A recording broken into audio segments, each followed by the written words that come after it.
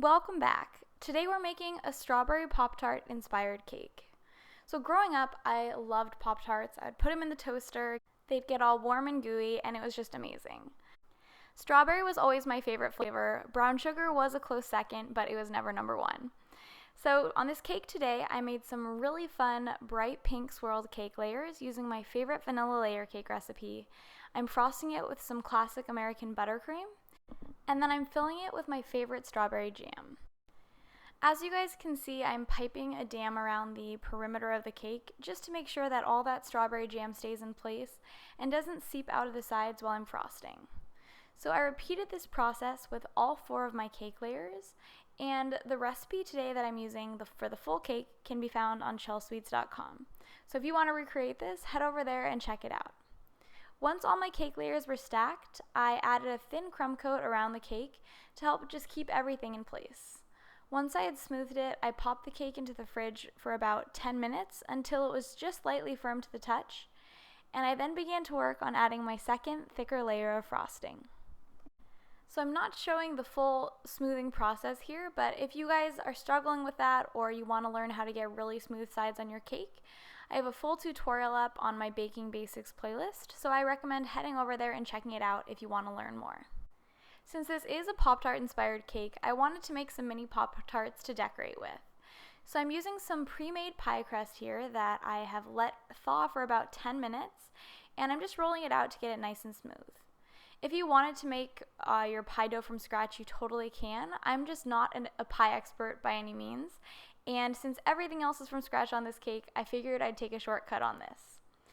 I used a ruler to score the dough to cut it into 1 by 1.5 inch rectangles, and once I had marked the space, I filled in each little Pop-Tart with some strawberry jam. So this is the same jam that I used to fill the cake, and I put it into a piping bag to make it easier to get in just the right place.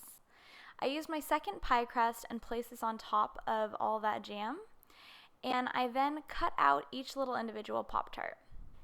One thing I will say is that I love filling, and I would have liked to have added a lot more into these little Pop-Tarts, but if you overfill them, the jam seeps out, it gets really messy, so do be careful with how much filling you add, because you don't want to have a giant mess on your hand once these bake.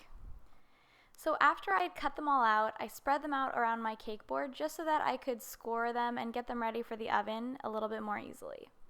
So I by chance have a little baby fork in my drawer, which was absolutely perfect for crimping the sides of these mini Pop-Tarts. So I repeated this process with all of these little Pop-Tarts. I did end up having a ton of leftovers, but I just made as many as I could using the pie crust that I already had. You probably only need to make about half this many. I also want to note that I do poke holes in the center of the Pop-Tart, which just helps them rise and bake up better. Once I had finished crimping all of these little Pop-Tarts, I made an egg wash using a little bit of milk and an egg.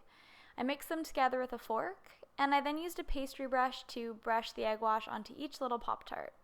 This just helps give them a really beautiful golden brown shade once they're done baking. Next, I placed them onto a baking sheet lined with some parchment paper and baked them in an oven at 350 degrees for about 17 minutes. They took a bit longer to bake than I expected, but just keep an eye on them, and as soon as they get that beautiful golden shade, you know they're ready. So next I had to add some frosting onto these, and instead of making a glaze, I just used some pink buttercream. I just used a bit of gel food coloring to make these different colors. I also added some pink sanding sugar to the top of them to give them a really fun pop. I piped a tiny bit of buttercream onto the back of each little Pop-Tart, and I then carefully pressed them around the base of my cake. So I love the way they look, they're so adorable, but the cake needed a little something else. So to add some frosting to the top of the cake, I took a Wilton 1M tip and placed it into a piping bag. And I love to put my piping bags into tall cups like this to make it easier to fill. I wanted to add all of my different colors of frosting into this to give a fun kind of swirled pink look. So I first added some dark pink frosting, then I added my light pink frosting to the sides, and I filled the center with some white buttercream. So then I pulled out the frosting bag, secured the top with a rubber band, and I was ready to go. So I piped a really simple ruffle border around this cake just by moving my piping bag back and forth and going all the way around the cake. Once I finished the border, I added some pink sanding sugar on top of it.